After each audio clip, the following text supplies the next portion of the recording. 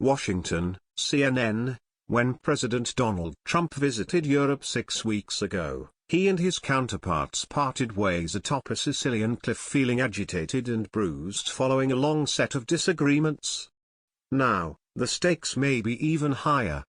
Returning to the continent Wednesday, Trump and those same European leaders will give it another go, with expectations of fostering a newly warm relationship far lower. Instead, both sides expect further clashes between the US president and leaders like German Chancellor Angela Merkel, who is convening this year's Group of 20 meetings in her hometown, Hamburg.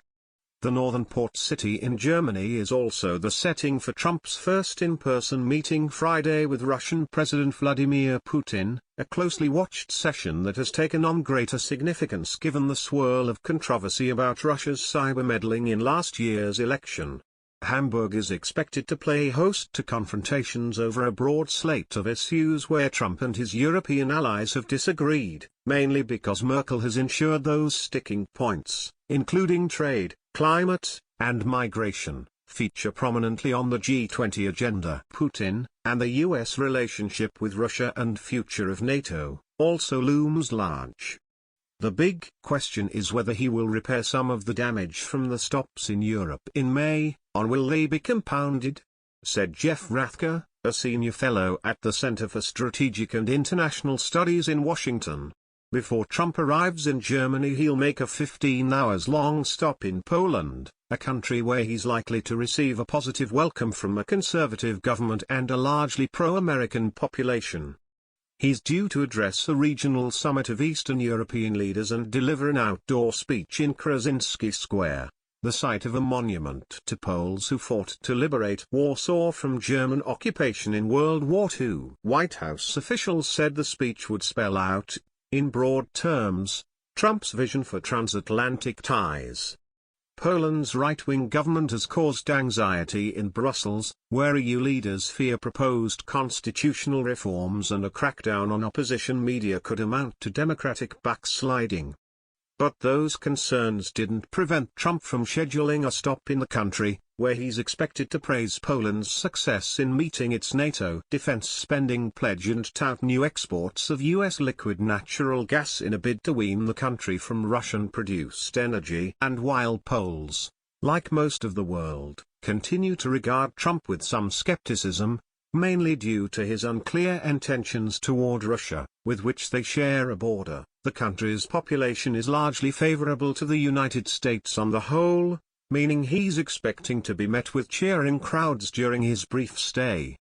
The visit to a friendly capital is similar to Trump's decision in May to make Saudi Arabia his first stop abroad, where he was given an elaborate royal welcome before traveling onward to more fraught destinations. Cold welcome for Trump in Germany, but the plaudits are unlikely to follow Trump from Poland to the G20, which brings together the leaders of the world's largest economies. Organizers expect large-scale protests to accompany the summit. But even closeted inside the confines of the Hamburg Messe conference hall, Trump is unlikely to find much agreement on his agenda. Merkel has designed her summit to highlight areas where she's already rode with Trump, including on trade.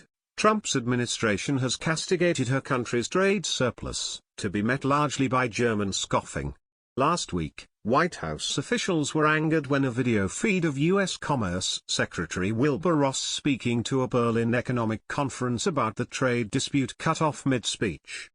In May, leaders chafed at the lecture Trump delivered on defense spending during talks at NATO headquarters in Brussels.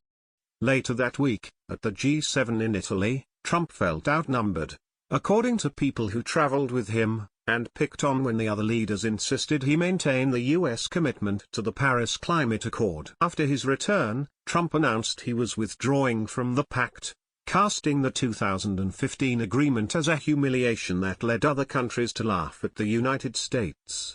Merkel, meanwhile, vented during now infamous remarks at a campaign event held inside a Bavarian beer hall that Germany and Europe could no longer rely on the United States as a steady partner. Merkel, who is running for her fourth term as Chancellor, hasn't tempered her tone since then. Previewing the G20 summit last week in remarks to the German parliament in Berlin, Merkel acknowledged the talks would be difficult and seemed to castigate the isolationist worldview that Trump has periodically espoused.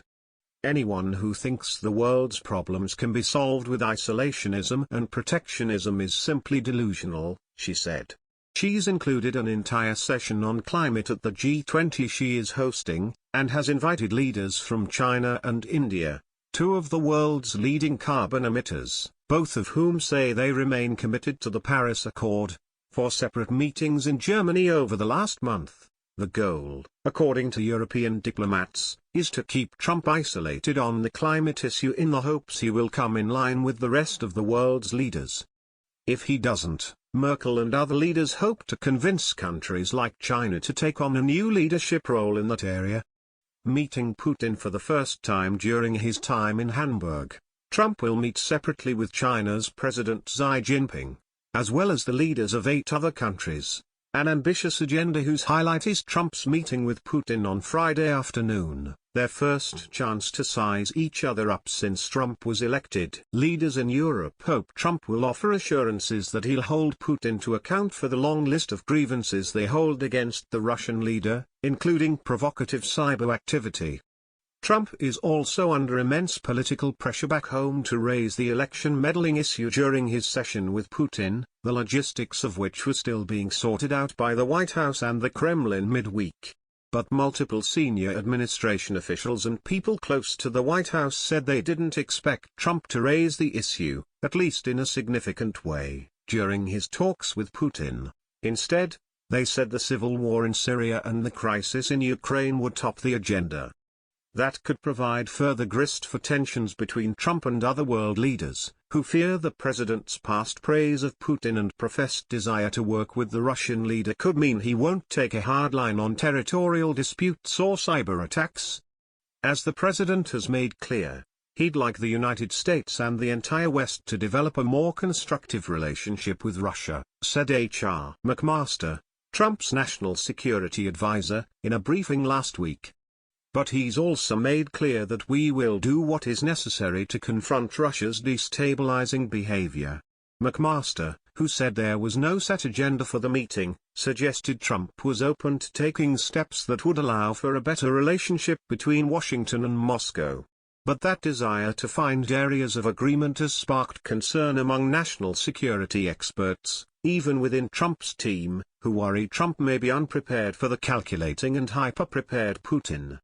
If Vladimir Putin comes in with a big proposal, President Trump's alarm bell better be going off because it may sound really good, but there may be some traps in there, said Stephen Pfeiffer, a senior fellow at the Brookings Institution and a former U.S. ambassador to Ukraine. It's not clear that those will be noticeable on the first meeting,